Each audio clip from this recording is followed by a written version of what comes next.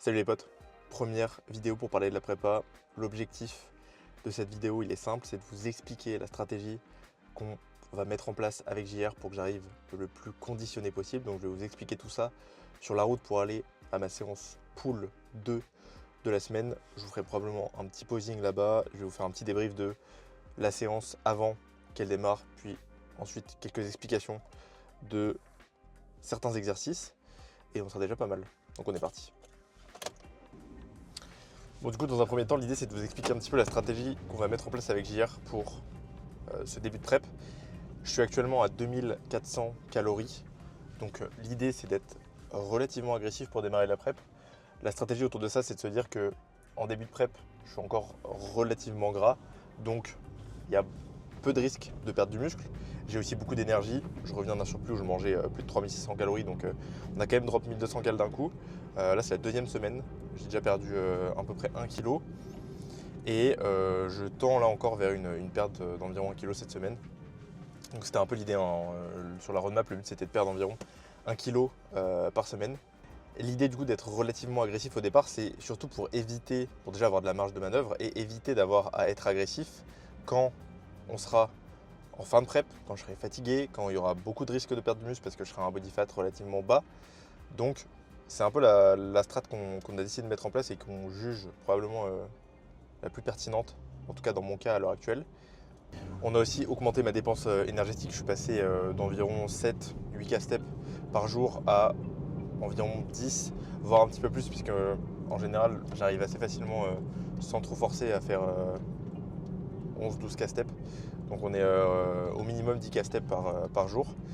Et là l'idée c'est de faire ça pendant plusieurs semaines et ensuite on réduira un petit peu probablement qu'en fait l'intensité du déficit va réduire petit à petit, tout simplement parce que mon métabolisme va s'adapter petit à petit, parce que je vais perdre du poids, donc c'est juste une adaptation tout à fait normale.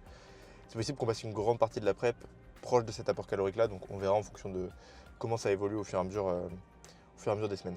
Du coup pour cette première semaine j'ai eu pas mal faim.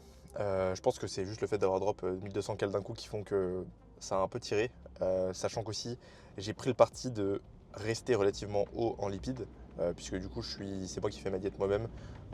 JR du coup il back up un peu tout ça, mais du coup j'ai fait mes choix alimentaires globalement et je suis resté à 86 grammes de lipides quand même, sachant que je fais un peu moins, je suis à donc plus d'1 gramme par kilo de poids de corps. Le choix de faire ça, c'est tout simplement parce que en fin de prep il y a des chances que j'ai besoin de plus de glucides, tout simplement pour adhérer mieux, parce que j'aurai probablement plus faim qu'à l'heure actuelle, et tout simplement parce que j'aurai besoin d'énergie pour être en forme sur mes trainings, pour assumer mes trainings, etc., etc. Donc je préfère me dire que tant que je peux adhérer à un apport relativement haut en lipides, je préfère rester à un apport relativement haut en lipides pour garder aussi hormonalement être le plus performant possible, disons. Donc c'est pour ça que je pense que c'est un petit peu tiré, parce que 2400 calories avec quasiment 90 grammes de lipides, ça faisait pas énormément de carbs. Mais je m'y suis très vite habitué là, sur la deuxième semaine, j'ai quasiment plus aucune sensation de faim. J'ai pris du coup aussi la décision de faire du jeûne intermittent, ce que j'ai toujours fait quand j'étais en déficit, parce que ça me va bien, ça me permet d'avoir des plus gros repas aussi sur mes autres repas, et de ne pas perdre de temps le matin pour travailler, ce qui est vraiment ma période où je suis le plus productif. Donc je préfère ne pas manger le matin, comme ça je gagne du temps. L'idée aussi de garder les lipides relativement hauts, c'est d'avoir un spectre en termes de micronutriments relativement intéressant. C'est-à-dire que là j'ai gardé des noix du Brésil, j'ai gardé des poissons gras, j'ai gardé du coup tout ce genre d'aliments qui sont quand même très riches en micronutriments, notamment les poissons gras en oméga 3, les noix, ça va être riche en pas mal de minéraux, en sélénium par exemple pour les noix du Brésil. Donc ça reste intéressant pour vraiment couvrir au maximum mon spectre en termes de micros, chose que je traque via mon document de suivi, qui du coup traque tous les micronutriments, que ce soit les acides gras, les vitamines, les minéraux, etc. Donc mon but c'est vraiment d'essayer de maintenir au maximum une grande densité en termes de micronutriments pour être en meilleure santé et avoir le plus d'énergie possible, le plus longtemps possible pendant la prep. On pourrait dire que c'est un peu une mauvaise idée parce que la source d'énergie préférentielle du corps c'est les glucides, mais le body c'est pas un sport qui est très glucodépendant, c'est-à-dire qu'on va pas vider complètement nos stocks de glycogène quand on fait une séance de muscu, contrairement à par exemple si on fait de la course à pied, du vélo, etc., des sports plus d'endurance. Et donc on n'a pas besoin d'avoir énormément de glucides pour recharger nos stocks de glycogène. Et donc, je pense que partant de ce principe-là, garder un bon apport en lipides, même si potentiellement on aura peut-être un tout petit peu moins d'énergie sur les trainings, c'est probablement une bonne idée, surtout en début de prep où la faim n'est pas encore trop haute et que je peux adhérer largement à un apport en lipides relativement haut. Après ça c'est plutôt une croyance personnelle que j'ai et en tout cas que j'aime à croire. Je verrai si ça se confirme et si c'est réellement ce qui va se passer ou si c'est juste des biais que je peux avoir moi-même, hein, ce qui est largement possible. Là du coup on s'y prend pas mal en avance avec JR, on a à peu près 6 mois avant la première scène. Donc première scène sera sûrement WNBF Angleterre et c'est prévu mi-septembre, donc ça nous laisse quand même pas mal de temps. On a pris aussi le parti de faire une prep, on pourrait dire assez longue. Enfin en fait nous on juge pas ça très long, mais beaucoup de gens jugeraient ça long. En tout cas beaucoup de gens nous disent que c'est long comme prep, mais je pense que c'est bien d'avoir de la marge de manœuvre, d'éviter de devoir tirer au dernier moment parce que du coup on n'est pas prêt et donc et d'avoir aussi le temps de faire des tests potentiellement pour la petite week. On n'est pas à 2 mois près de surplus, ça fera sûrement moins de différence que 2 mois de déficit qui ont été bien gérés, où on arrive bien conditionné. Moi je sais que je serai probablement pas le plus gros sur scène, pas le plus musclé. Par contre, je sais que j'ai une tendance naturelle à facilement sécher. J'ai toujours été très sec. Je vous mettrai les petites photos là pour que vous voyez un peu, mais j'ai toujours été très sec dans ma vie. Donc je pense que j'ai un bon jeton en tout cas à miser sur le fait d'arriver avec une très très bonne condition. J'ai pu voir sur les différentes scènes aussi que j'ai vues WNBF que beaucoup n'arrivaient pas ultra conditionnés. Donc c'est un peu l'objectif, c'est d'essayer d'amener vraiment la meilleure condition possible pour être le plus compétitif possible le jour J, quoi.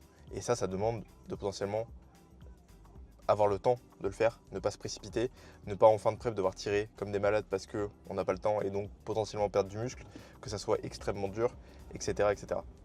Donc voilà un peu le topo sur la stratégie. De toute façon, je vous tiendrai au courant au fur et à mesure des semaines de l'évolution. Je ferai sûrement des bilans sur tout ça.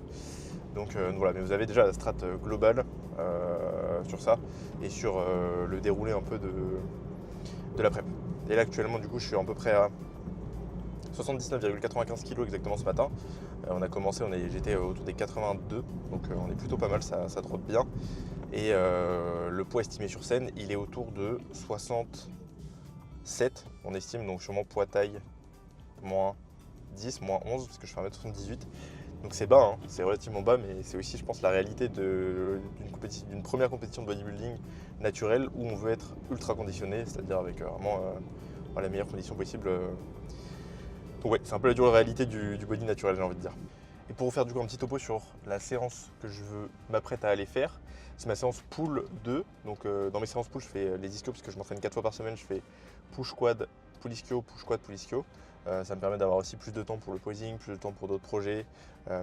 Et j'estime aussi qu'en prep, j'aurai moins de capacité à créer de la masse musculaire, donc moins besoin d'avoir un volume totalement délirant.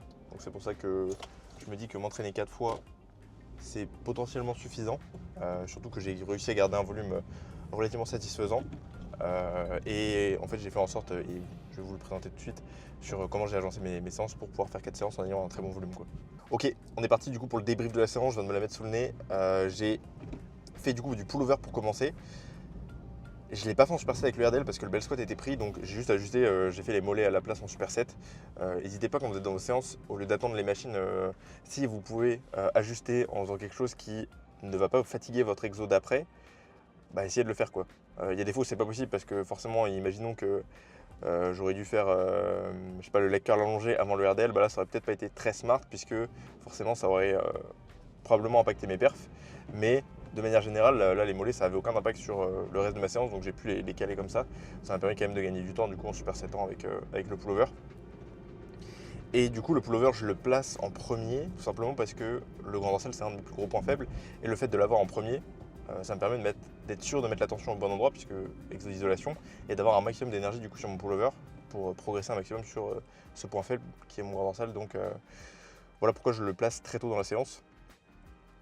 Ensuite, en deuxième, le RDL qui s'est plutôt bien passé. J'ai pas mal surchargé parce que je crois que j'ai mis 4 plaques la semaine dernière, donc j'ai mis 20 kg de plus là. Après c'est sur le bel squat, hein, donc faut bien se dire que le poids que je mets, c'est pas du tout le poids que je mettrais sur une barre. Là j'étais à 4,5 plaques de chaque côté. Sur une barre normale, je pense que je suis à 2 plaques et demie, donc le fait que le bras de levier soit un petit peu différent, etc., ça fait que c'est plus simple. J'ai fait du coup 8 ou 9 reps je crois, et j'étais plutôt à l'aise. Sinon ouais, plutôt à l'aise sur le RDL, et vu que j'ai pas mal surchargé, sur mon leg curl longé ensuite, j'ai pas réussi à surcharger, j'ai fait match rep sur toutes les séries, mais en vrai, étant donné, vu comment j'ai progressé sur mon RDL, je pense que j'étais beaucoup plus proche de l'échec. C'est un nouveau mouvement pour moi, le RDL au bel squat, donc je cherche encore mes repères. Donc c'est pour ça que je surcharge beaucoup là d'une semaine à l'autre. En vrai, j'aurais pas dû. Dès que j'aurai un mouvement qui sera vraiment, où j'aurai trouvé mes charges de travail réellement, je vais progresser beaucoup moins vite dessus.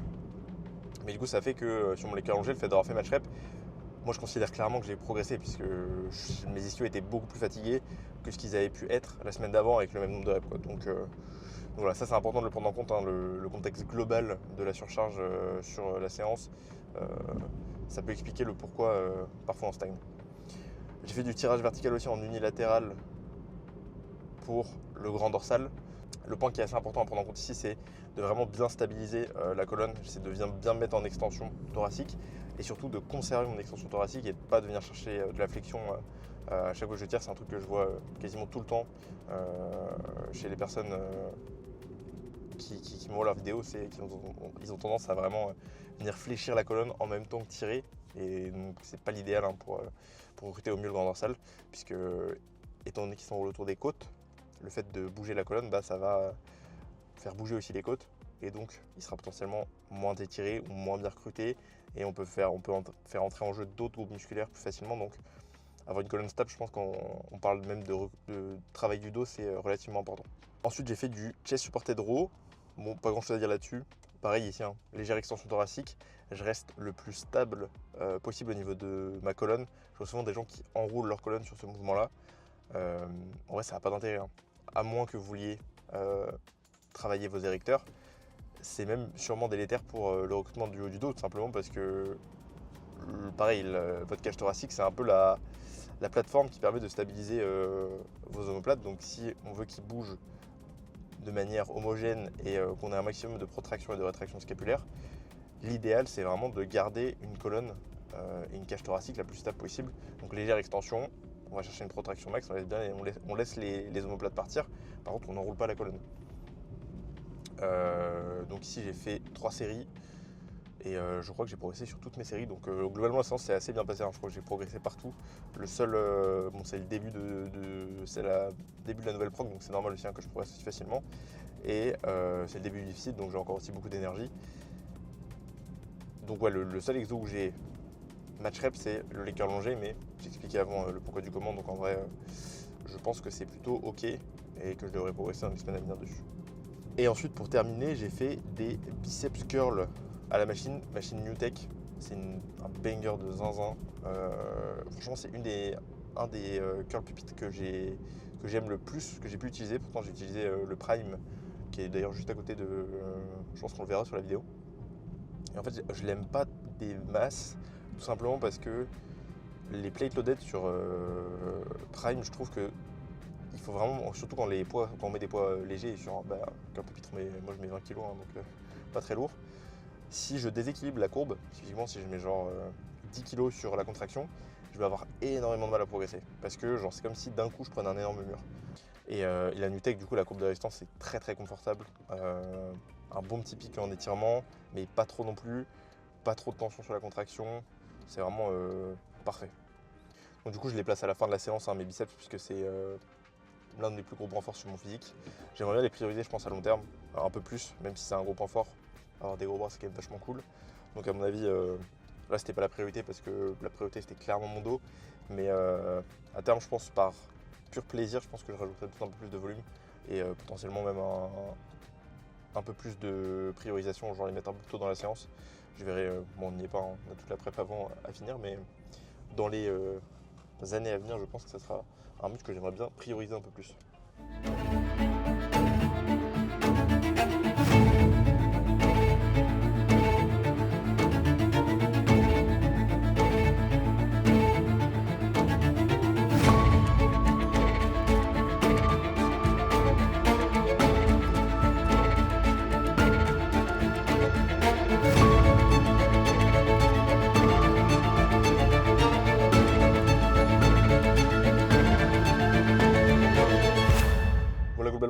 La séance est plutôt bien passée, plus qu'à rentrer post-workout. Du coup, deuxième repas de la journée, je vais vous montrer un peu ce que je mange sur ce deuxième repas, qui n'est pas un énorme repas pour le coup, parce que j'aime bien me garder quand même pas mal de volume pour le soir.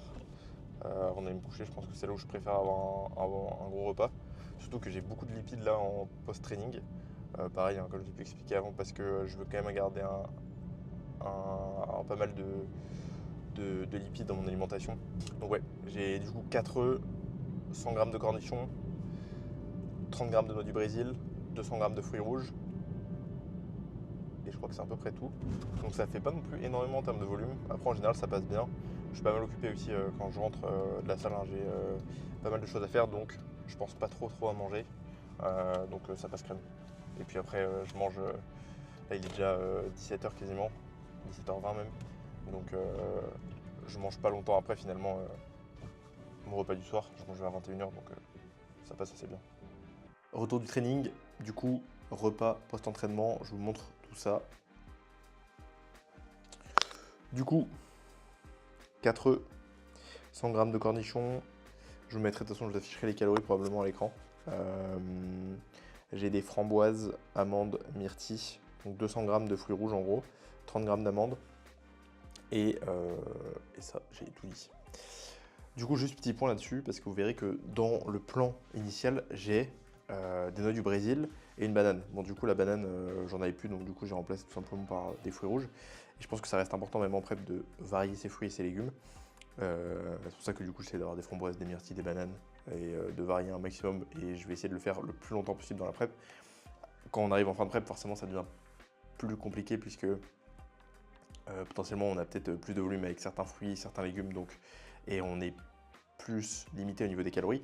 Par contre, au début de la prep, je pense que ça reste pertinent, même très pertinent, plutôt que de manger tout le temps la même chose, avoir une certaine variété pour avoir un spectre en termes de micronutriments, ça reste largement pertinent. C'est pour ça aussi que mes oléagineux là, je varie avec. J'ai mis 30 g de noix du Brésil, mais je vais varier entre des noix du Brésil, des noix de pécan, des noix, des amandes, etc. Et j'ai du coup regardé quand même les calories qu'il y avait de différence entre les amandes et les noix du Brésil. On a une vingtaine de calories de différence. Sur 30 en fait, on s'en fiche complètement. Même si je sais que beaucoup de gens sont en mode 20 calories en prep, ça fait une diff. Quand on est en début de prep, je pense que c'est assez peu important. Si on est précis, évidemment, parce que 20 calories plus 20 calories plus 20 calories, ça peut faire quelque chose. Si on est conscient que c'est 20 calories parce que on varie les aliments de temps en temps, encore une fois, tout ça c'est de l'estimation. Hein. Donc je pense que ça reste complètement cohérent et c'est pour ça peut-être qu'en fin de prep, on reste sur un plan relativement fixe aussi pour éviter ces variations. Mais je pense qu'en début de prep, ça reste pertinent parce que varier les aliments, ça reste beaucoup plus intéressant que de manger tout le temps la même chose, qu'on soit en prep ou pas.